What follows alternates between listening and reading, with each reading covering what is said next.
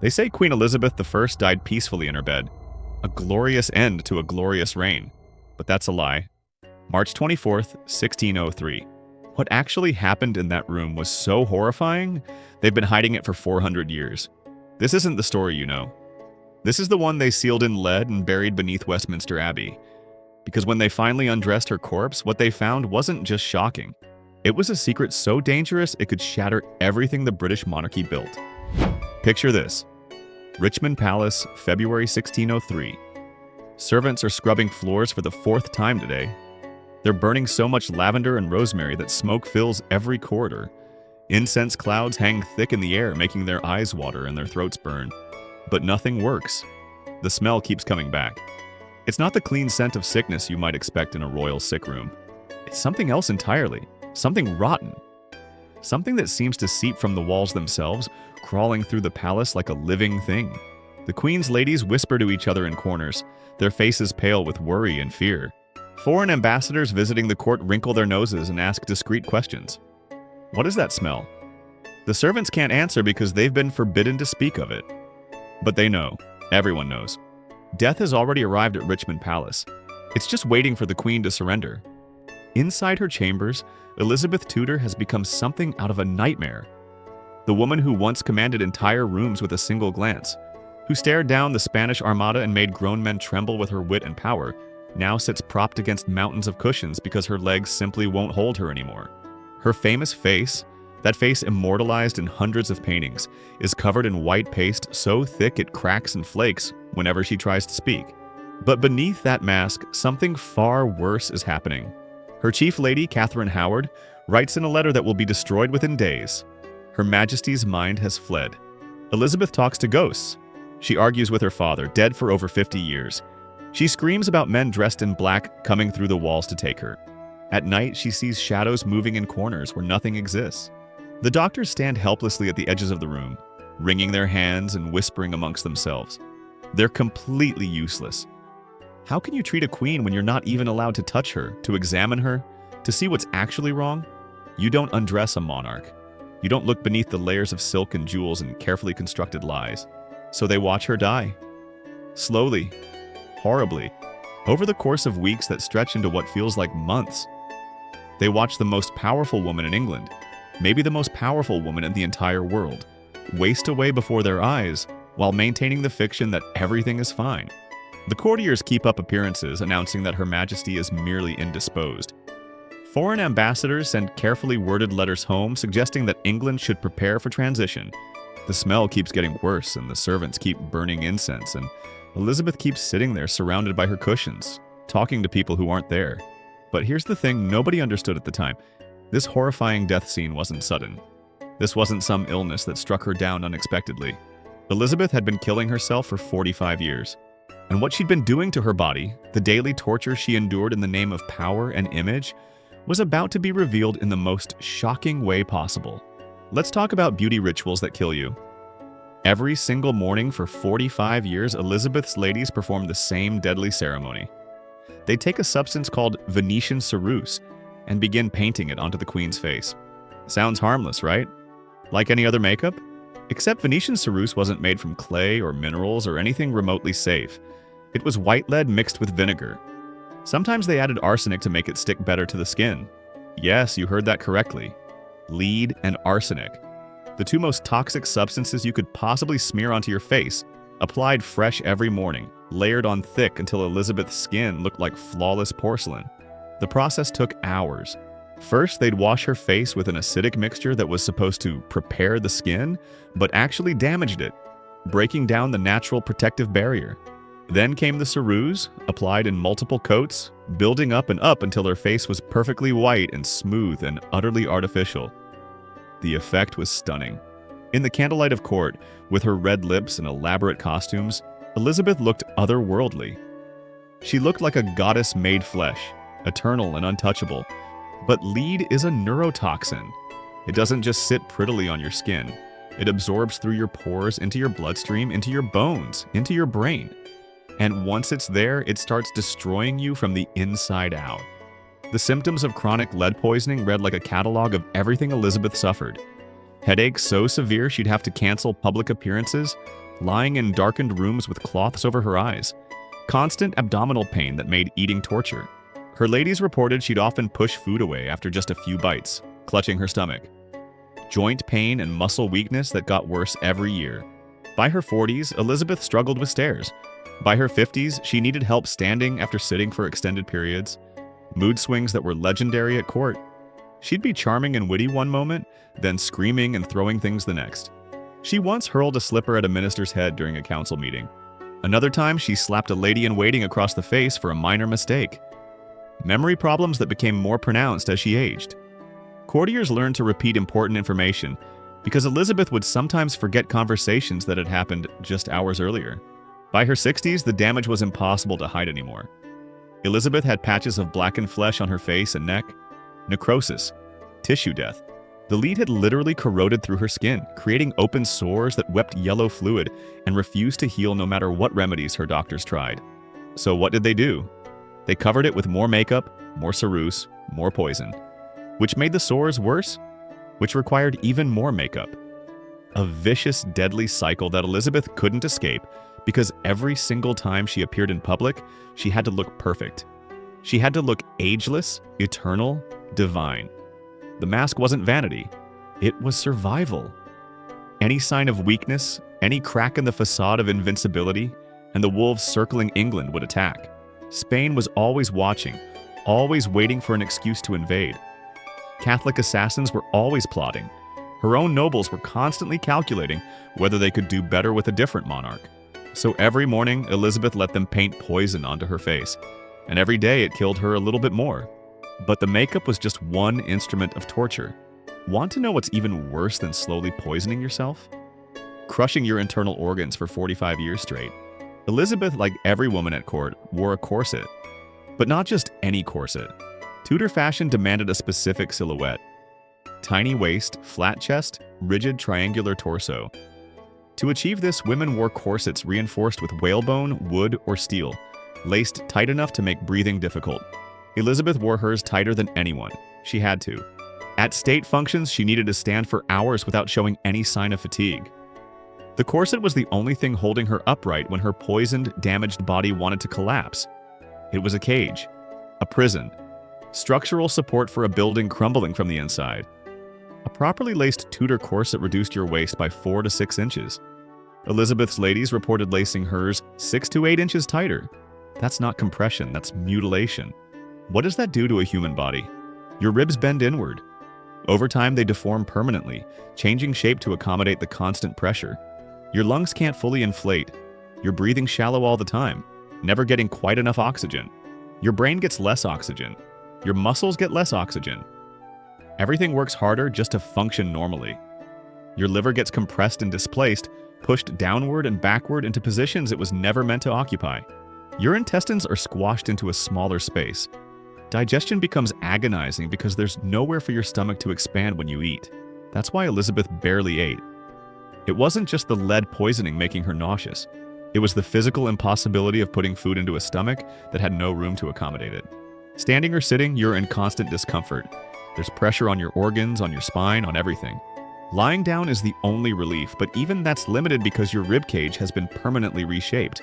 Autopsy reports from other noble women of this era show the horrific damage. Cracked ribs, indented livers, compressed lungs with permanently reduced capacity, spinal deformities from the unnatural posture. When they finally cut the corset off Elizabeth's corpse, her ladies discovered something that haunted them for the rest of their lives. Her torso was covered in deep grooves, permanent indentations in her flesh where the boning had pressed for 45 years. The grooves were so deep you could see the outline of the corset's entire structure imprinted into her skin, like a fossil pressed into stone. Some of her ribs had cracked under the pressure and healed improperly. Her spine had curved abnormally. Her liver had been pushed so far out of position that it was visibly misshapen even through her skin. Imagine that.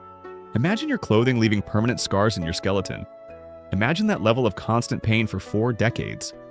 But Elizabeth couldn't stop, because without the corset, she'd look soft, weak, human. And she needed to look superhuman. Every public appearance was an endurance test. Standing in the corset for hours, breathing shallow, organs compressed, in constant pain, smiling. And if she showed discomfort, If she winced or swayed or needed to sit down, it would be in every ambassador's report by nightfall. Every foreign court would hear about it, and they'd all start calculating how much longer England's queen would last. Now let's talk about the secret her body might have been hiding. Foreign ambassadors wrote strange reports about Elizabeth. These weren't gossip or rumors, this was their job. Kings needed detailed information about potential marriage partners, so ambassadors studied everything about foreign royals and sent meticulous descriptions home. And what they wrote about Elizabeth was odd. Several noted her manly voice. Others mentioned her unusual height and physical strength for a woman. One Spanish envoy wrote something that got him immediately recalled. Her Majesty's form is not as other women's. He never got to explain what he meant. The Venetian ambassador reported that Elizabeth had a very loud voice and masculine manner of speaking. Another described her as having more the bearing of a soldier than a lady. These weren't insults. They were confused observations from trained diplomats who'd seen hundreds of royal women. Elizabeth didn't fit the template. Something was different. Then there were the medical incidents that were quickly covered up. In 1566, Elizabeth fell so seriously ill she thought she was dying. High fever, intense sweats, pain so severe she couldn't stand upright. She nearly named Robert Dudley as Lord Protector, which would have been politically catastrophic. Her doctors were finally allowed to examine her properly, something they rarely got to do because touching the Queen's body was essentially forbidden. What they found was never officially recorded. But one physician, Dr. Hewick, emerged from her chambers looking, according to a courtier's diary, pale and troubled, as if he had seen something that shook him to his core. He absolutely refused to discuss what he'd seen, wouldn't tell his colleagues, wouldn't write it down. A year later, he was dead. The official cause was listed as sudden fever. Incredibly convenient. In 1568, there was another incident. Elizabeth collapsed during a council meeting. When her ladies got her to her chambers and loosened her clothing to help her breathe, one of them fainted. The others immediately cleared the room. No explanation was ever given. What did they see? Modern medical historians have proposed a theory that would explain everything. Androgen insensitivity syndrome. It's a condition where someone has XY chromosomes but appears externally female because their body doesn't respond to testosterone. People with AIS are often taller than average, have deeper voices, very little body hair, and lack functional female reproductive organs. They appear completely female externally, but they cannot menstruate and cannot get pregnant. It would explain Elizabeth's height, her voice, the masculine qualities observers noted. It would explain why she never had monthly cycles. Several sources hint that Elizabeth didn't have periods like other women, though they're always vague and euphemistic about it. It would explain the secret that Dudley's letter mentioned, the secret that bound them in sorrow rather than joy, the secret that made marriage impossible. And it would explain what doctors and ladies-in-waiting saw that shocked them into silence. But we'll never know for certain because the one piece of evidence that could tell us her skeleton remains sealed in Westminster Abbey. For 400 years, the British establishment has refused every single request to examine her remains. Why? What are they protecting? By late 1602, everyone at court could see the end approaching. Elizabeth was visibly failing, thinner, weaker, more confused. The famous sharp intelligence that had ruled England for 44 years was giving way to strange, quiet moods, where she'd sit for hours staring at nothing, saying nothing. The legendary temper was fading into odd docility. Foreign ambassadors wrote carefully worded letters home. Prepare for transition. England's queen is dying. But Elizabeth kept performing. She kept appearing in public with her white face and red wig and elaborate gowns that weighed as much as a small child. She kept insisting everything was fine. She kept ruling, kept making decisions, kept maintaining the fiction of invincibility. Until January 1603, when something inside her finally broke. She stopped wearing the makeup. Just stopped. Her ladies were absolutely horrified. Without the ceruse, everyone would see the scars, the discoloration, the damage, the necrotic patches where her skin had died. "I am past caring what they see," she reportedly told one lady. "Let them look." She stopped eating. Not by choice, but because swallowing had become agony. Her throat was swollen. Her stomach couldn't tolerate food anymore. She managed sips of broth, some wine, nothing more. Her ladies tried everything, offering her favorite dishes, preparing special meals, begging her to eat something, anything. She'd take one bite and push it away, clutching her stomach. Then came the grotesque swelling. Her abdomen expanded dramatically, swelling larger and larger until she looked 6 months pregnant. The irony was devastating. The virgin queen who'd spent her entire life refusing marriage and children, maintaining her virginity as a political statement, now appeared pregnant as she died. It was probably fluid accumulation. Her liver and kidneys were shutting down, unable to process waste properly. The fluid was backing up into her body cavity with nowhere to go. But the symbolism haunted everyone who saw it. After a lifetime of virginity, her body was mocking her with the appearance of pregnancy in her final weeks. And then came the strangest part. She refused to go to bed. This became the defining feature of her final weeks, the detail that confused and terrified everyone around her. Her doctors begged her, her counselors pleaded with her. Her ladies tried every argument they could think of to persuade her. She wouldn't do it. She sat in chairs, leaned against piles of cushions heaped on the floor, let her ladies hold her upright. Days passed, then a week, 2 weeks. She barely spoke anymore. When she did, it was fragments of Latin prayers, names of people dead for decades, half-remembered conversations with ghosts. Sometimes she'd laugh suddenly for no apparent reason, a high, strange sound that made her ladies exchange frightened glances. Sometimes she'd stare at empty corners of the room and ask, "Who's there?" when nobody was. Her ladies asked why she wouldn't lie down. She gave different answers. "Once I lie in that bed, I shall never rise again." Another time, "The bed is a trap. Death waits there." Once she just shook her head violently and refused to speak for hours. Was it psychological? Was lying down admitting surrender, accepting death? Was it medical? Maybe lying flat put unbearable pressure on her damaged organs. Maybe the fluid in her abdomen made breathing impossible when horizontal. Or maybe she was just delirious, her brain shutting down from the lead poisoning, the organ failure, the starvation. Maybe there was no reason. Maybe she was just terrified and confused and clinging to the last shred of control she had. Staying upright. March 23rd, 1603. Elizabeth's counselors are in full panic mode. She still hasn't officially named an heir. If she dies without designating a successor, England could descend into civil war. Catholics and Protestants fighting over the throne. Foreign powers invading during the chaos. Everything Elizabeth spent 44 years building could collapse within weeks. They bring her name after name, practically begging her to make some gesture, give some sign. James VI of Scotland, Mary Queen of Scots' son, Protestant. The logical choice. She doesn't respond. Arabella Stuart, another cousin, also Protestant. Nothing. Various English nobles with distant claims to the throne. Silence. She's beyond caring now.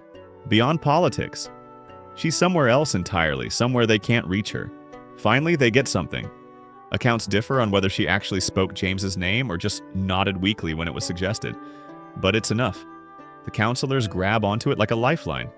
The succession is secured. James will be king. That night, Elizabeth finally consents to bed. Or rather, she collapses and can't be moved from where she falls. They carry her gently, carefully, terrified she'll break apart in their hands. She feels weightless, like she's already half ghost. They lay her on the royal bed, arrange pillows around her, make her as comfortable as possible, which isn't very comfortable at all. Her breathing is labored, irregular, rattling in her chest. Her eyes are open but unfocused, staring at something none of them can see. She can't speak anymore, can't respond when they talk to her. The Archbishop of Canterbury kneels beside the bed and begins praying. Her ladies hold her hands, feeling how cold they've become. Her counselors stand in the corners, no longer looking at their dying queen, but at each other, already planning the transition to James. Already moving forward to the next reign, while this one gasps out its final moments. She lasts through the night. As dawn approaches on March 24th, 1603, her breathing becomes shallower and shallower. Longer and longer pauses between each breath. Everyone in the room is completely silent, listening to those wet, struggling sounds. And then, nothing. Elizabeth Tudor stops breathing. No profound last words, no deathbed confession, no final blessing or curse. She just stops. The woman who ruled England for 44 years, who defeated the Spanish Armada, who turned a bankrupt island into an empire, who survived everything history threw at her, simply stops breathing. And in that moment of silence, before anyone speaks or moves, something shifts in that room. Because everyone present understands instinctively that what comes next must be carefully controlled. The counselors exchange glances. Wordless communication. The doors are locked immediately. Guards are posted outside with strict orders. Nobody enters or leaves. Only the most trusted ladies are allowed to remain in the room. Everyone else is removed, even high-ranking nobles who'd normally have access. The counselors give explicit, chilling orders to the remaining ladies. Speak of nothing you see. Nothing. They begin to undress the body, layer by layer. The elaborate gown first, heavy with jewels and embroidery. The multiple petticoats beneath. Each layer reveals more of the damage Elizabeth had been hiding. When they reach the makeup, they try to remove it gently. It comes off in sheets, literally peeling away in large chunks. And it takes her skin with it. Where healthy skin should be pink or pale, Elizabeth's face is black and red and oozing, ulcerated, necrotic. Decades of lead have eaten through her flesh, creating wounds that look like burns, like acid damage. One lady vomits and has to be escorted from the room. She's immediately sent away to a remote estate with instructions never to speak of what she saw. They remove the corset. It's been laced so long and so tight that it's practically embedded in her flesh. When they cut it away, they discover the grooves, deep, permanent indentations running across her entire torso. Her ribs are misshapen, some cracked and healed wrong. The stench intensifies. That smell that had filled Richmond Palace for weeks is overwhelming now, concentrated in this small space. They remove the final layers, and what they find between her legs makes the remaining servants freeze in shock. The accounts are vague, written in coded language years later by people terrified of being accused of treason. But they all agree on one thing. Something was wrong, either absent or malformed. Not as it should be, one letter says. Wrong in a way that would have made her reign impossible had anyone known, another hints. Nobody was allowed to investigate further. Nobody was allowed to examine it properly. The abdomen was distended with fluid and a hard mass. Tumor? Abscess? Some growth that had been slowly killing her? They didn't find out because the order came immediately. Wrap the body. Now. They wrapped her quickly in cerecloth, layer after layer of treated fabric. Then they placed her in a lead coffin. Lead. The same substance that had been killing her for 45 years would now preserve her forever. The coffin was sealed within hours, while the body was still warm. They closed it before rigor mortis fully set in. Before anyone else could see. Before questions could be asked. The servants who'd seen the body were scattered immediately, sent to different estates across England with money and threats.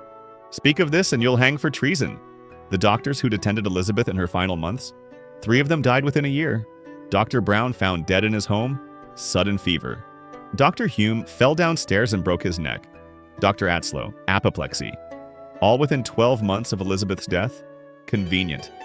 The funeral was spectacular, a propaganda masterpiece. Elizabeth's effigy, made to look beautiful and regal, was displayed for thousands of mourners. Poems were written, songs were sung. England wept for its virgin queen. But the actual coffin was rushed through the service and into the vault beneath Westminster Abbey faster than was customary. They wanted that body underground before too many questions could be asked, before the legends could be challenged by reality. James became king. The Tudor era ended. The Stuarts began. And the very first thing James did, one of his earliest acts as monarch, was ensure Elizabeth's tomb stayed permanently sealed. He issued explicit orders that her remains were never to be disturbed, never to be examined, never to be moved. Some historians say it was respect, but James hated Elizabeth. She'd kept his mother, Mary Queen of Scots, imprisoned for 19 years before executing her. James had every reason to want Elizabeth's memory diminished, not protected, unless he knew. Unless he'd been told what was in that coffin, and understood that preserving the legend of the Virgin Queen was more valuable than revenge. 400 years have passed. Technology has advanced beyond anything Tudor England could imagine. We have DNA testing, CT scans, non-invasive examination methods that could answer every question about Elizabeth's body without disturbing her remains. Historians have requested access repeatedly. Scientists have petitioned. Universities have offered to fund comprehensive studies. Every single request has been denied. Other royals have been examined. Richard III was exhumed in 2012 from a parking lot in Leicester. His skeleton was CT scanned, DNA tested, analyzed in every possible way. We know what he ate, how he died, what diseases he had, even what he looked like with facial reconstruction. Henry VIII's tomb has been opened. Catherine of Aragon's remains have been examined. Medieval monarchs have been studied. Even ancient Egyptian pharaohs have been unwrapped and analyzed. But not Elizabeth. In 1952, during Elizabeth II's coronation, there was a movement among historians to examine Elizabeth III's remains. Denied. In 1975, when new non-invasive scanning technology became available that could examine the coffin without opening it, they asked again. Denied.